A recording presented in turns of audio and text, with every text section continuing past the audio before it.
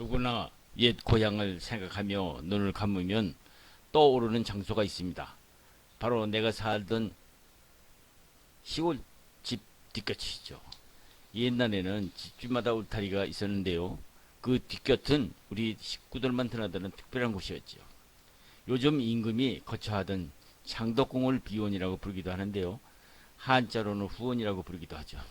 그 뒷곁을 창덕궁 후원에서 볼 수 있는 몇 가지 특징은 후원에서만 볼 수 있는 것이 아니라 궁궐 밖 어느 정원에서도 볼 수 있는 한국적인 것들입니다.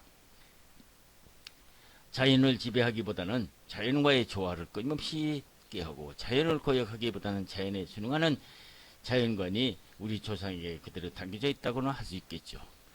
비원이란 말은 임금이 살며 정사를 보던 궁궐의 뒤뜰이 분명한데, 그런데 일제가 우리 궁궐을 격화시키기 위해서 은밀한 왕실의 정원이란 뜻이라고 역사학자들은 말하고 있습니다. 그런데 우리는 너 어디 가느냐고 물어보면 창덕궁에 간다 그러지 않고 비원 구경 간다고 하죠. 어쨌든 비밀스러운 장소이든 우리 식구들만 드나드는 뒷끝이든 조선의 궁궐인 창덕궁은 임금과 신하들이 정사를 돌보던 예전과 왕과 왕비의 생활 공간인 내전, 그리고 휴식 공간인 후원으로 나누어집니다. 내전의 뒤쪽에 펼쳐진 후원은 울창한 숲과 연못, 그리고 작은 정자들이 보존되어 있어서 역사적으로나 건축 역사적으로나 귀중한 가치를 가지고 있다고 하겠죠. 후원은 조선 초기부터 후원, 북원, 금원 등의 명칭으로 불렸는데요. 보편적으로 불려진 명칭이 바로 후원이죠. 그런데 1904년 일제강점기가 끝날 때까지 비원으로 명칭이 바뀌었었습니다. 비원은 은밀한 왕실의 정원이라는 뜻으로 일제강점기 때의 궁궐을 격화시키기 위해서 부르던 용어라는 게 역사학자들의 공통된 지적입니다. 창덕궁 후원은 흔히 불리는 글자 그대로 비원이라는 이름처럼 비밀스럽고 남에게 공개되는 것을 꺼린다는 곳이라고는 하는 것이죠. 일제 때 일본인들이 마치 공원처럼 여기며 즐겼던 그런 비밀스러운 곳은 분명히 다르죠.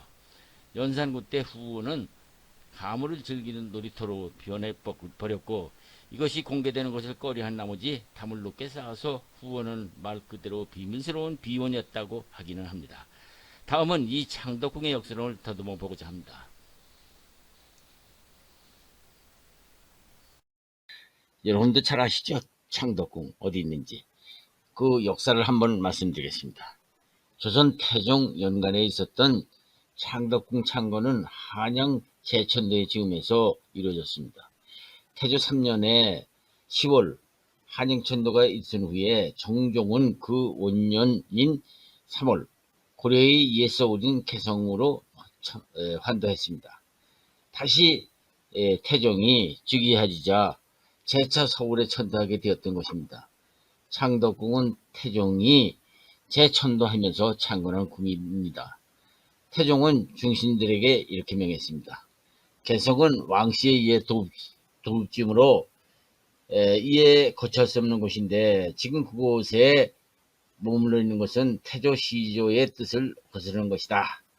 한성은 태조 상왕의 창고지이며 종묘의 사직이 있다. 이곳에 거처하지 않는 것은 뜻을 잇는 바로 효가 되지 못한다. 근년 겨울에 내가 올라가게 될 것이니 궁시를 짓도록 하라. 이렇게 명했다고 합니다. 태종 4년에 시작된 공사가 만 1년 만에 완공되어서 태종은 궁 이름을 창덕궁이라고 지었다고 합니다.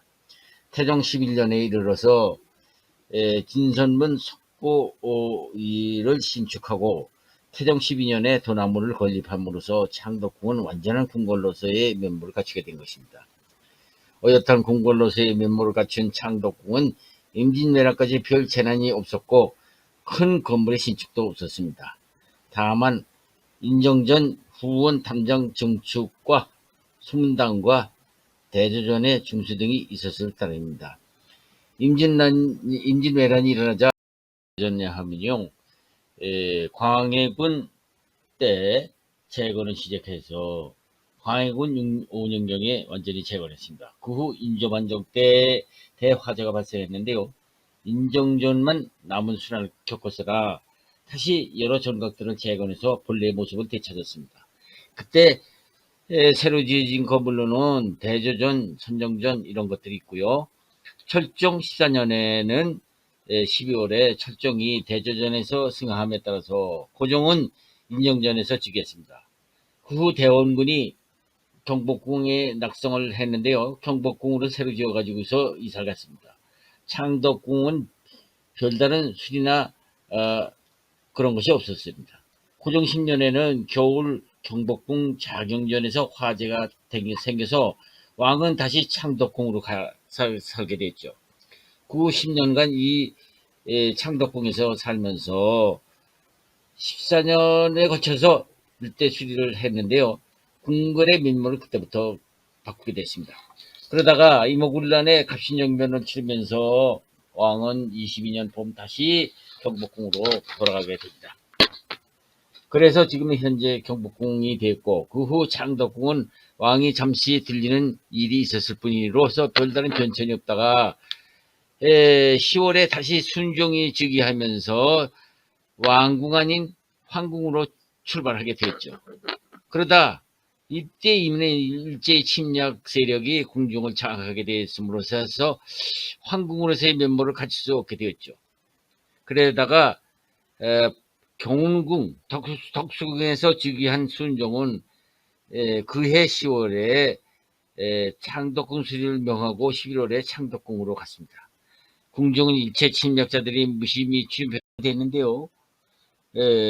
궁중은 일제 침략자들이 벌써 무상 출입으로 장사가 돼버렸고 인영전 해정당 주합로 등의 건물에서는 수시로 당시 그 이등방문 이하 그 외놈들이 접견한 장소가 돼버리고 말았습니다. 비원에는 학생들의 운동회가 열릴 정도였으니까요.